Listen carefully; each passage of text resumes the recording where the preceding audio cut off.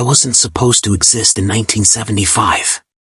Yet there it was, my signature, scrawled on a mortgage deed in a dusty county archive, decades before I drew my first breath. The ink had yellowed with age, but the loops of my name, exactly mine, stared back at me like a dare. I live in a brick row house on the outskirts of Milwaukee, where the air smells faintly of diesel and damp leaves. The street lights flicker like dying fireflies, and the distant horn of a freight train slices through the night with mournful persistence. Every morning I make the same coffee, black, no sugar, and sift through old boxes in my attic, letters from long-dead neighbors, yellowed photographs of strangers whose faces feel eerily familiar. The quiet hum of my old desktop fills the silence. Occasionally, it flickers, though I've checked every wire, every circuit. Something's watching. Something curious, patient. It started with a rumor. An elderly librarian in Cedar Grove claimed a man had walked into the county archive, asking about mortgages that didn't belong to him. I laughed it off. Then I found it myself, the deed, dated 1975, listing my name. The town had whispers about vanished identities. People who simply stopped existing, erased from property records, death certificates, photographs. And now my name was tied to a house I never owned, a past I never lived. I remember the cold whisper of the archive's air conditioning, the way shadows pulled in the corners like liquid darkness. My pulse thudded as I read the owner's name, a woman whose portrait had hung in the local library for decades. Her eyes seemed alive. Watching. I started digging. Old letters between town officials hinted at something called the Ledger Society. An underground circle that tracked identities, manipulated records, and, rumor had it, traded lives. Each breadcrumb led me deeper, photographs where my childhood self appeared next to strangers, digitally distorted letters in my own handwriting sent from addresses I never knew. My phone glitched with text notifications at 3:33 a.m., messages that read only, "You were here first." Neighbors I trusted offered half-truths. One even warned me not to look further. I didn't listen. There were tunnels beneath the county courthouse, hidden behind false walls, lined with filing cabinets full of deeds and birth certificates.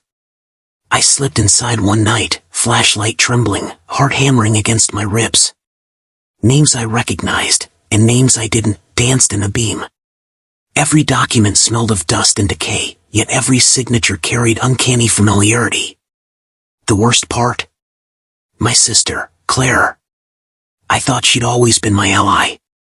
But when I confronted her with the mortgage deed, her smile didn't reach her eyes.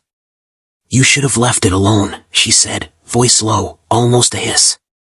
"I don't even understand what this is." "It's who we are," she interrupted, eyes glinting.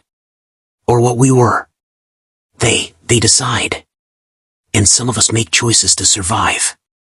It was a test, and she had failed, or succeeded, depending on the angle. She'd known about the Ledger Society all along, had been keeping tabs on me, keeping me in line. I felt the first real stab of betrayal. The person who shared my blood, my childhood, had been complicit. Midnight. Cedar Grove Courthouse. I confronted the remaining council of the Ledger Society. Their chamber smelled of old wood and fear. "You don't belong here," one of them said, sharp as shattered glass. "Neither do you," I shot back, holding the 1975 deed. "Because you've been using my life as collateral." And then it hit me, my existence was never stolen. It was copied. There was another me, living, acting, signing, as a placeholder while the real identity, me, was left to unravel. Every glitch, every eerie coincidence, every shadow trailing my steps pointed to it. Claire stepped forward, not in opposition, but relief. "You were the original," she whispered. "All these years, they thought the other version was you. They never expected the real one to show up."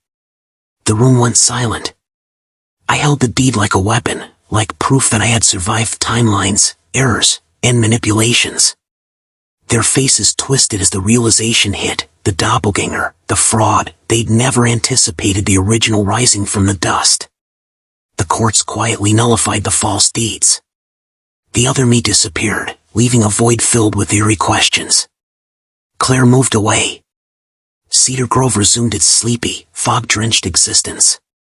I sit on my porch at dusk, sipping the same black coffee, thinking about identity, choice, and what it means to truly exist. I wonder how many lives are borrowed, copied, or erased just to keep some balance. And I think about the Ledger Society. Do they still watch, waiting for the next anomaly? Age has brought wisdom, but also dread. The line between guilt and innocence feels thinner every day, and I'm not sure I can ever trust the reflection in the window again. Tonight, as I close my eyes, I see the signature again, floating in yellowed ink, mine, and yet not mine. I ask myself, silently, how many more of me are out there, pretending, waiting,